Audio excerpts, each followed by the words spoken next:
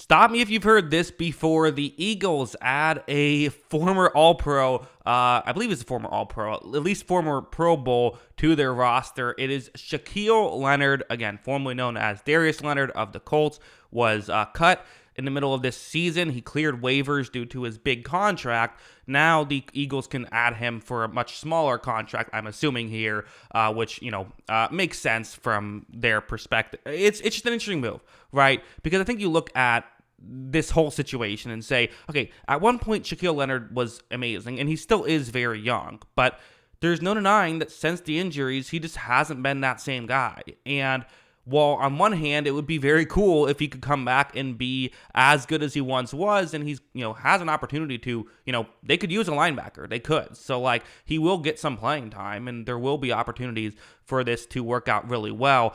I don't know what's going to happen. I don't know if he's going to be this game changer that maybe you're hoping, but at the same time, why not? Worst case scenario, you just have him as a depth player, and best case scenario, you have a star player that you just added in the middle of the season at a position of need, at a position where you could use an upgrade. So there is a ton of upside in this move and not really much downside whatsoever here. So you definitely have to, it's just smart what the Eagles do. And again, the sort of Howie Roseman stuff it's funny of course, doing this again. This is, to me, is not one of those how does he keep getting away with it moves. This is, I think a lot of teams are saying, we don't know if you're still good. And so for Darius Leonard, for Shaquille Leonard, definitely something where he's going to have a bit of a chip on his shoulder, and it'll be interesting to see how it works out, and if the Eagles are able to, if he's able to work. Definitely, I don't know, maybe they took that 49ers loss